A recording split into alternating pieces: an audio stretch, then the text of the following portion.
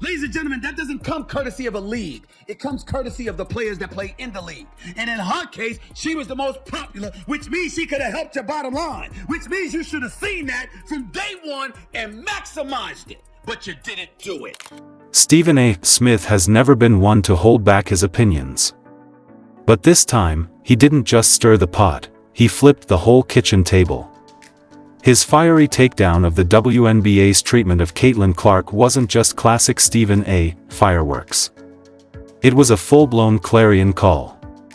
At the heart of his frustration lies the league's stunning failure to fully capitalize on its brightest, most bankable star.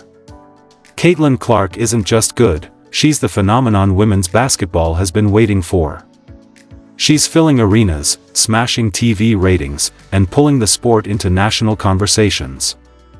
And yet, the WNBA has greeted her not with a red carpet, but a threadbare welcome mat that screams, meh. Fans everywhere are left scratching their heads. How can a league desperate for growth treat its biggest ticket like an afterthought? Stephen A. demanded the obvious: if you really want to grow, you go all in on Caitlin Clark. You've been hesitant, reluctant, resistant, Smith thundered.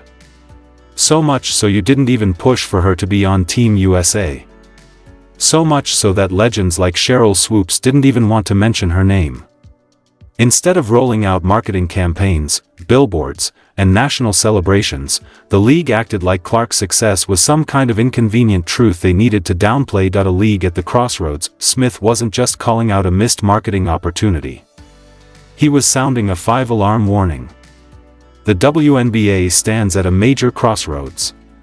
Fumble Caitlin Clark's rise, and they're not just missing out on good PR. They're risking the biggest growth opportunity the league has ever seen. While critics pointed out that past WNBA players weren't properly celebrated, Smith made it clear, nobody insulted them. Nobody dismissed their contributions. But, fair or not, the truth is, until Caitlin Clark came along, a lot of people simply didn't care. That isn't about disrespecting the past, it's about recognizing the moment. Clark isn't just another player, she's a cultural force. And somehow, the league is acting allergic to her success, torching leadership, Kathy Engelbert and the gatekeepers. When Stephen A. steps into the conversation, it's never just background noise. It's an event. And this time, he absolutely torched the leadership of the WNBA, especially Commissioner Kathy Engelbert and the aging gatekeepers like Cheryl Swoops, who are acting more like jealous siblings than pioneers paving the way. Instead of embracing the Caitlin Clark tidal wave, her Forbes 30 Under 30 nod, her Sports Business Journal Sportsperson of the Year title, her Time Athlete of the Year honor, the league offered crickets. No big campaigns. No major rally cries. No league-wide celebrations, even when Clark was named Rookie of the Year, an award that should have been a massive moment for the league. The WNBA managed to make it feel as special as a pharmacy robocall. She found out during a phone call at practice. Seriously, fans didn't need Stephen A. to point it out. They saw the disrespect with their own eyes. They were already furious. Why is this happening? The real question isn't whether the WNBA is dropping the ball, that much is obvious.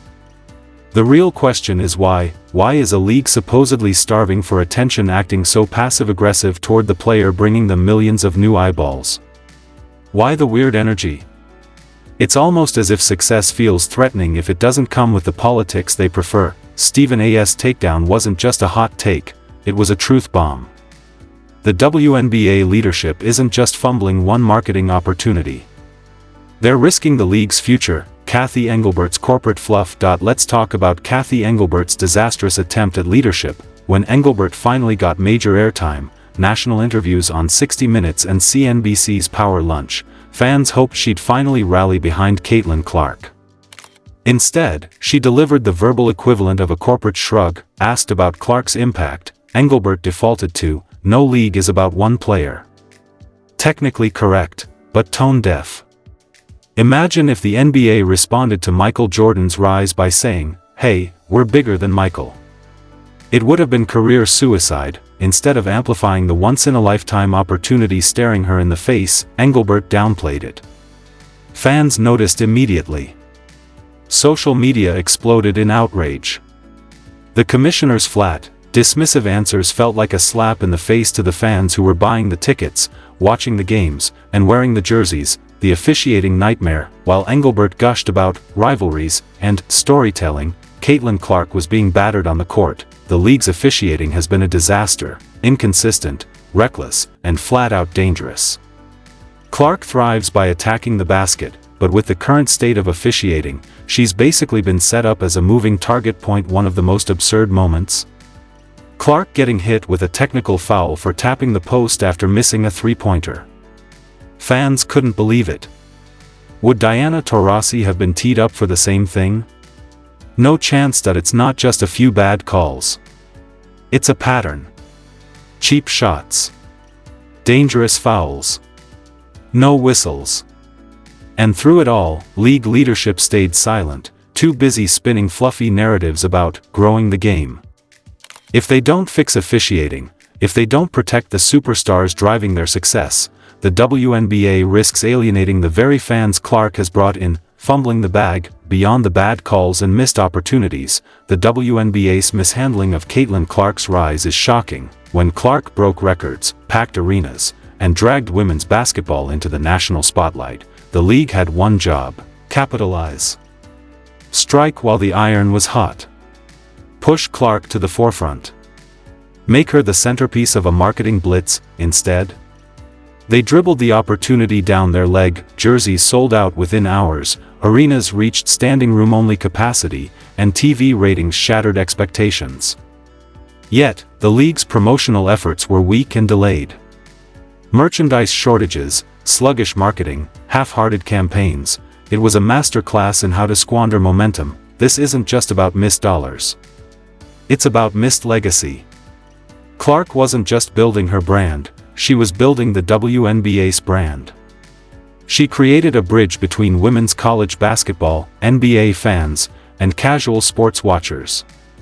And somehow, the league acted like it wasn't happening. Star power rules. Sports.in Sports, you don't grow by pretending every player is equal. Every successful league knows this, yet the WNBA, in some strange quest for egalitarianism, tried to spread the spotlight evenly, noble in theory, disastrous in practice. Caitlin Clark isn't just another rookie. She's the moment.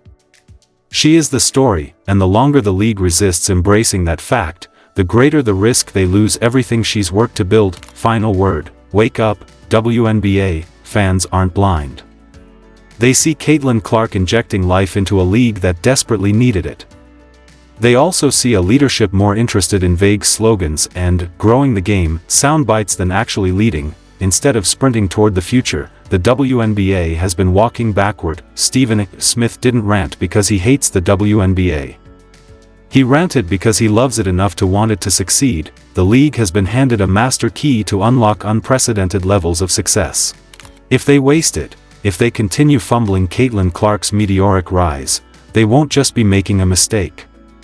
If you enjoyed this video, don't forget to like, subscribe, and hit that notification bell for updates. Thanks for watching.